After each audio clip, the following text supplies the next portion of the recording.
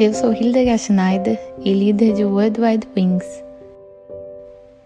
E aí vem o 16º episódio da minha série O Despertar da Noiva com o tema Apocalipse, o livro do nosso futuro, parte 2. Yohanan escreve para as 7 comunidades messiânicas na província da Ásia e os cumprimenta com graça e paz a vós outros, da parte daquele que é, que era e que há de vir, e da parte do cétuplo Espírito que o assiste diante do trono. Apocalipse 1:4.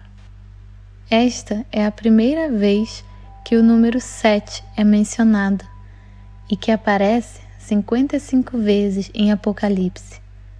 Aqui também, o número 5 novamente aponta para o grande ato de sua graça. Quais são os 7 espíritos antes de seu trono? Encontramos a resposta em Isaías 11:2. Aqui, assim como em muitas outras declarações, Yohanan se refere repetidamente ao Tanar, o chamado Antigo Testamento ou as Escrituras Sagradas.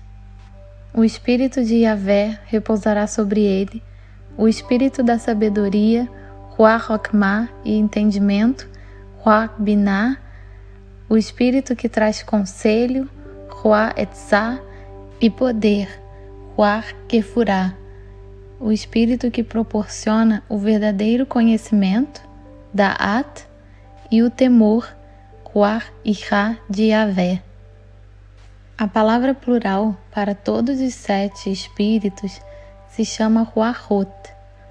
O livro de Enoque também menciona 7 espíritos, mas sob um nome hebraico diferente, que, no entanto, se refere ao nome dos 7 espíritos em Isaías. Ruach, Strong's Concordance 7307, é vento, respiração ou mente. A raiz de Ruach significa soprar ou respirar. Agora, Yohanan continua a descrever seu mestre. A saudação vem de Yeshua, o Messias, que é a testemunha fiel, o primogênito dentre os mortos e o soberano dos reis da terra. Ele que nos ama e, mediante seu sangue, nos libertou de todos os nossos pecados e nos constituiu reino e sacerdotes, Kohanim, para servir a Yahvé, seu Pai. A Ele, portanto, sejam glória e domínio pelos séculos dos séculos. Amém. Apocalipse 1, do 4 ao 6. Eu também o constituirei meu primogênito supremo sobre todos os reis da terra. Salmo 89, 27. E quão importante é essa informação que Yeshua superou a morte, o maior inimigo da humanidade, diante da escala dramática de mortes na época da Grande Tribulação. E nele temos a promessa da vida eterna. Como é reconfortante saber que ele reina sobre todos os reis da terra e que o mandato do último rei da terra, o anti-Messias, está limitado a 3 anos e meio. Também, na declaração de que somos sacerdotes, Yohanan refere-se ao Tanar, o segundo livro de Moisés, Êxodo 19, do 5 ao 6. Agora, se ouvirdes a minha voz e obedecerdes a minha aliança, sereis como meu tesouro pessoal dentre todas as nações. Ainda que toda a terra seja minha propriedade, vós sereis para mim um reino de sacerdotes e uma nação santa. Continuamos com a descrição de Yeshua no Apocalipse 1:8. Eu sou o Aleph e o Taf, diz Yahvé Elohim, que é e quem foi e quem está vindo, o Todo-Poderoso. Lembramos que Yahvé, sempre que começa algo, ele termina. Assim, ouvimos essas palavras, eu sou o Aleph e o Taf, novamente no final de Apocalipse, no capítulo 22, 13. O ciclo se fecha e novamente encontramos uma referência no Tanar, em Isaías 44, 6. Assim diz Yahvé, o Rei de Israel, o seu Redentor, o Eterno dos Exércitos, eu sou o primeiro e sou o último. Além de mim, não há Elohim. Nos símbolos paleo-hebraico, o Aleph representa um boi e também representa a força, e o Taf representa a cruz. Podemos colocar desta forma a força, isto é, o Messias, na cruz, e o Aleph aparece literalmente no início das Escrituras Sagradas na primeira frase. Bereshit bara Elohim et Aleph Taf Shamaim ve'et haaretz. Este Aleph Taf não foi incluído em nenhuma das traduções bíblicas.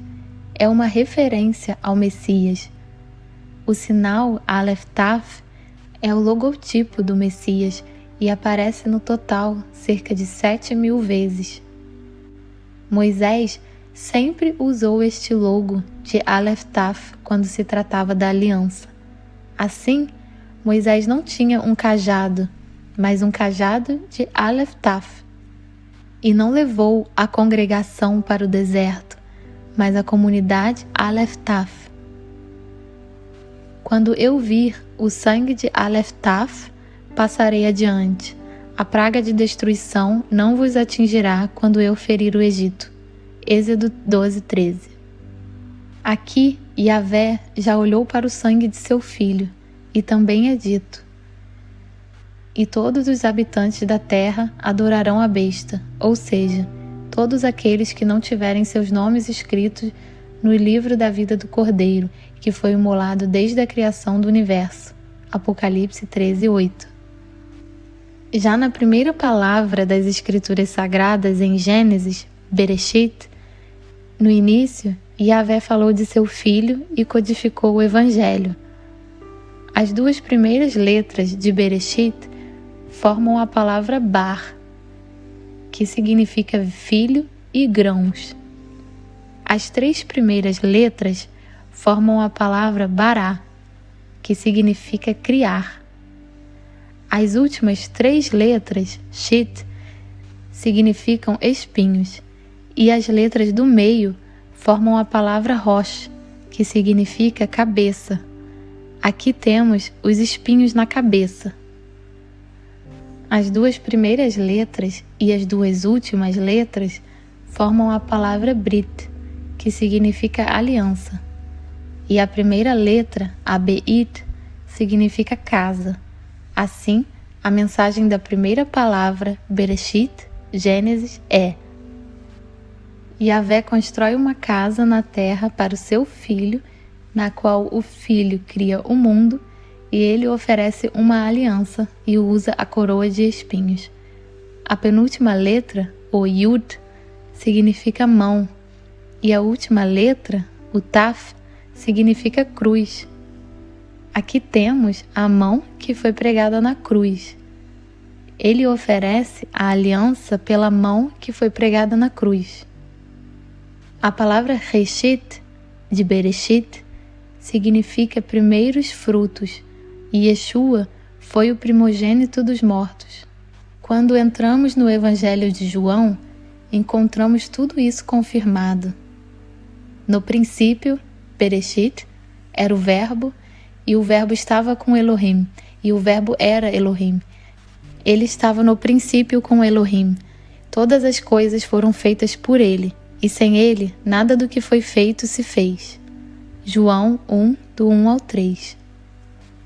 É tão importante entender que Yeshua não apareceu depois de 4.000 anos e pregou um novo evangelho. Ele esteve sempre lá, ele está e vai voltar. Yeshua expôs as Escrituras aos discípulos de Emaús. Então, iniciando por Moisés e todos os profetas, explanou-lhes o que a seu respeito constava em todas as Escrituras. Lucas 24:27. Até mesmo para os fariseus, Yeshua disse: porque, se vós cresceis em Moisés, creríeis em mim, porque de mim escreveu ele. Mas, se não credes nos seus escritos, como crereis nas minhas palavras? João 5, 46 ao 47. Moisés escreveu sobre Yeshua. Devemos aprender a encontrar Yeshua nas Escrituras. Eis que ele vem com as nuvens, e todo olho verá, até mesmo aqueles que o transpassaram, e todas as tribos da terra se lamentarão por causa dele. Certamente assim será. Amém. Apocalipse 1:7. As nuvens são o carro dele. Daniel escreve no capítulo 7:13. E eu continuava contemplando minhas visões noturnas, quando vi que alguém semelhante a um ser humano vinha nas nuvens do céu. Ou no Salmo 104:3. Faz das nuvens a sua carruagem e cavalga nas asas do vento. Yohanan se refere a Zacarias 12:10 em sua declaração sobre a lamentação. Mas derramarei sobre toda a família de Davi e sobre todos os habitantes de Jerusalém um espírito de ação de graças e de súplica. Eis que eles olharão para a minha pessoa, aquele a quem eles mesmos transpassaram, e prantearão e se lamentarão por ele como quem chora a perda de um filho único, e verterão lágrimas de enorme amargura por ele, como quem chora a morte do primogênito. A partir desses poucos exemplos, nestes últimos versos, podemos ver claramente o quão atualizados são os conteúdos do Tanar. Yohanan não tinha um Novo Testamento, ele sempre se referia ao Tanar. E como a revelação está atualizada para nós, e logo estará ainda mais atualizada, também é o Tanar, porque está tecida no livro de Apocalipse. Temas importantes do Tanar aparecem no Apocalipse, você só tem que decodificá-los. Se é dito aqui que Yeshua está vindo sobre as nuvens, então este fato aponta para a festa de Yom Teruah, e assim confirma que as festas de Levítico 23 ainda são válidas. Por que podemos dizer isso? Pois dada a ordem, com a voz do arcanjo e o ressoar da trombeta de Yahvé, o próprio Yah descerá dos céus e os mortos em Yeshua ressuscitarão primeiro. Logo em seguida, nós, os que estivermos vivos sobre a terra, seremos arrebatados como eles nas nuvens, para o encontro com Yah nos ares. 1 Tessalonicenses 4, 16-17. O último som da trombeta acontecerá na festa das trombetas, ou seja, Yom Teruah. E como ouvimos agora, o Messias então volta para as nuvens, sua carruagem. Devemos mencionar, pelo menos neste ponto, que o profeta Isaías, dos filhos e filhas de Israel, que vem de longe, os compara a uma nuvem. E quem são estes que deslizam nos céus como nuvens, que voam como pombas para os seus ninhos? Isaías 60:8. De volta ao Apocalipse. Eu, Yohanan, irmão e vosso companheiro de sofrimento, no reino e na perseverança na fé em Yeshua, estava na ilha de Patmos por causa da palavra de Elohim e do testemunho de Yeshua. Apocalipse 1:9. Notavelmente, Yohanan descreve-se como um patriarca em aflição pela palavra de Elohim e pelo testemunho de Yeshua. E é precisamente nesta aflição que seremos servos e escravos na grande tribulação. E exatamente pela mesma razão que ele. Naquela época, Yohanan foi exilado em Patmos, porque ele pregou a palavra de Elohim. E isso era mais do que um espinho no lado do imperador Domiciano, no qual ele próprio havia celebrado como Deus. Ele é descrito como exagero de sua pessoa em alta velocidade, egoísta, desumano, ciumento. Ele foi implacável em escolher os meios para impor sua vontade.